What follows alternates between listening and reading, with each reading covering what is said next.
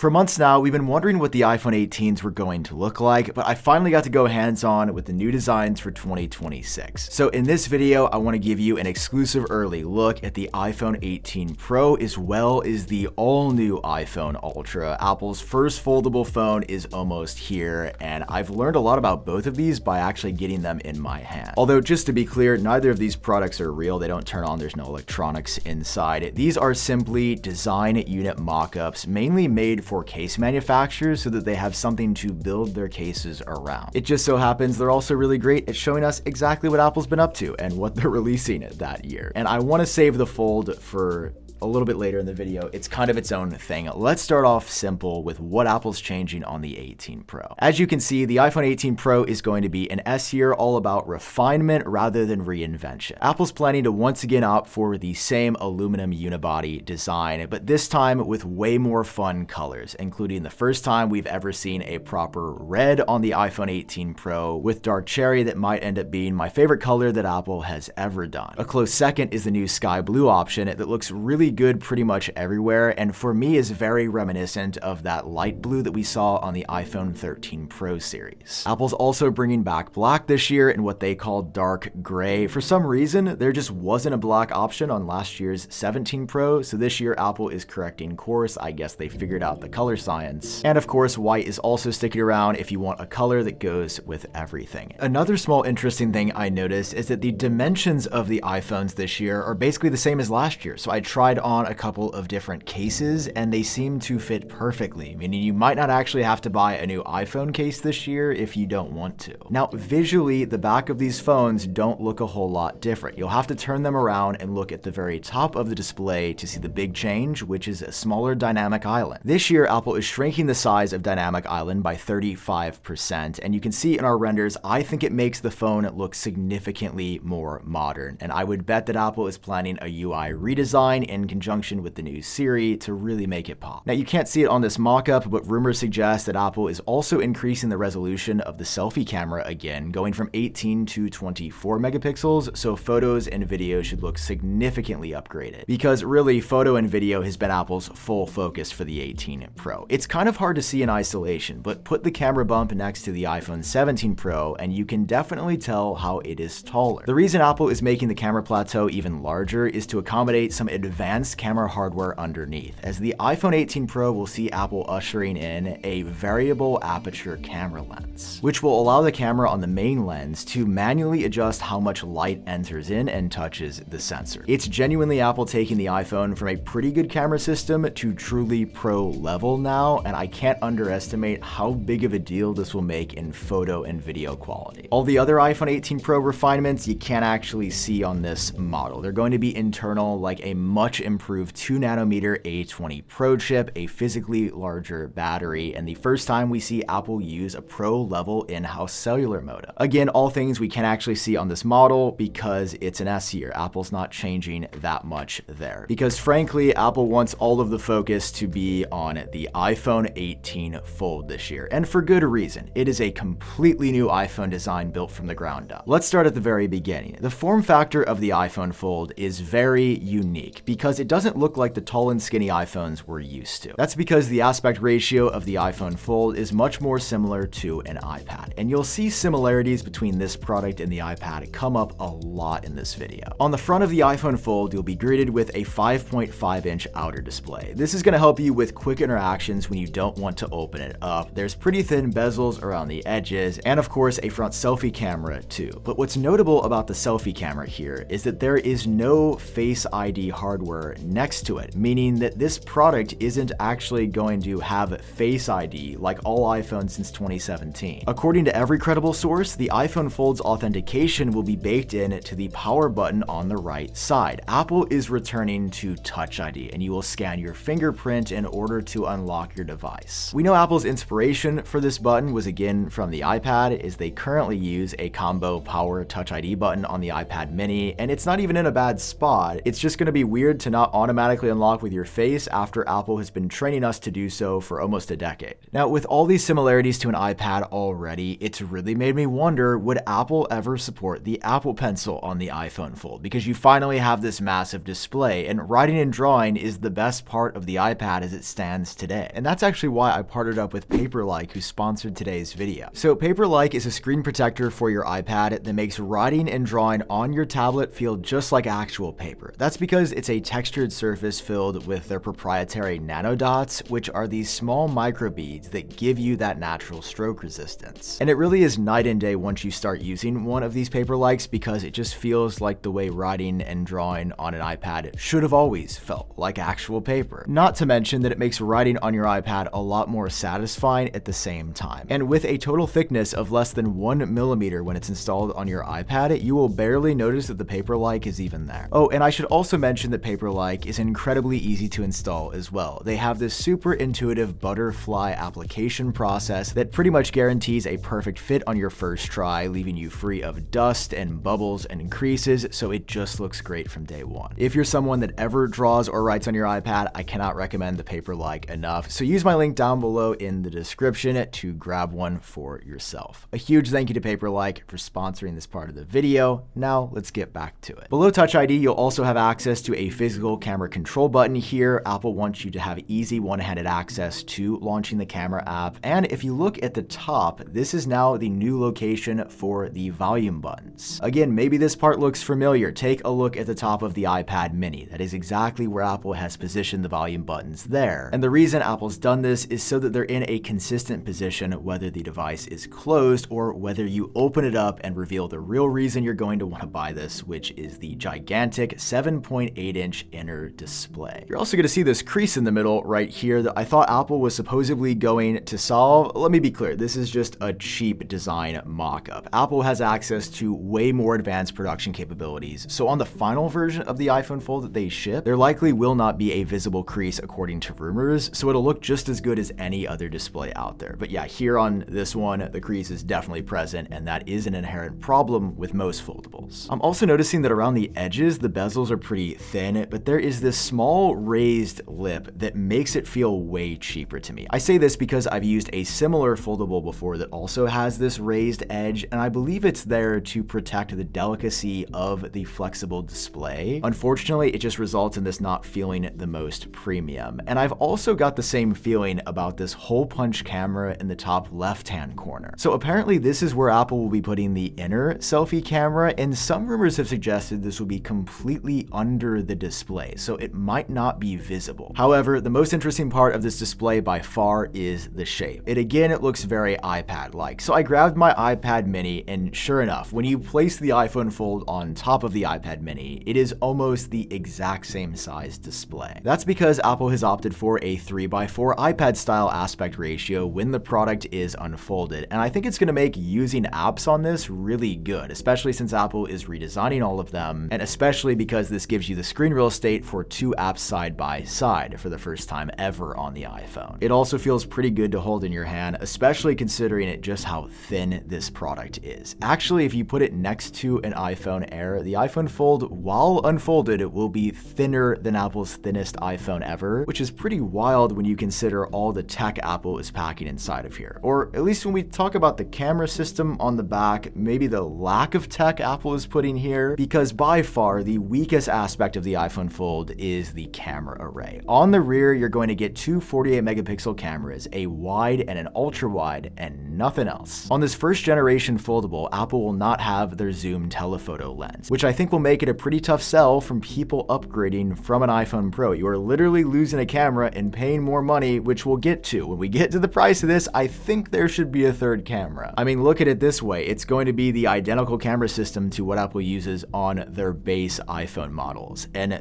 that is just weird to see on this product. Although next to the cameras, one other interesting thing I noticed here is the honeycomb mic array that Apple is going to be using, and I kept staring at this because it looked really familiar. Like I'd seen it on another product before, and then I looked down at my wrist and there it was. It looks just like the speaker grill on the Apple Watch Ultra. But wait a second, why would Apple put something that looks ultra on the iPhone Fold? Why would there be an ultra thing on here? Well, it's because this phone isn't actually going to be called the iPhone unfold when Apple ships it. It will absolutely be marketed as the iPhone Ultra because Apple doesn't want to compete and have you think about this as just another foldable like Android has. They want you to see this as the epitome of what an iPhone can be, their highest and most expensive offering that has been said to cost at minimum $2,000, which I guess makes sense because this is like two iPhones side by side and you're paying two iPhones worth of money for it. Both the iPhone Ultra and the iPhone 18 Pro are said to go on sale in September of this year, which means they are just under 3 months away. And you might be wondering where all the other iPhones are, like the base cheap model. Where's the $800 iPhone 18? So that's not coming in 2026, which is why we don't have the mock-up of that in this video. Apple will not be releasing the base iPhone 18 as well as the second generation iPhone Air until spring of 2027, because their idea is that if they front load the more expensive models and you'll be waiting to upgrade for a while, you're more likely to buy the expensive iPhone rather than wait a bunch of extra time. It's a very unique tactic Apple is employing, and it's why we are only getting the expensive stuff and none of the base stuff in 2026. Hey, regardless, I'm going to be following these all the way up until they release, so make sure you hit that subscribe button for more on the iPhone 18 and drop a like if you enjoyed this video or you learned something new. I've been Sam, thanks for watching, and I will see you in my next video. Bye-bye.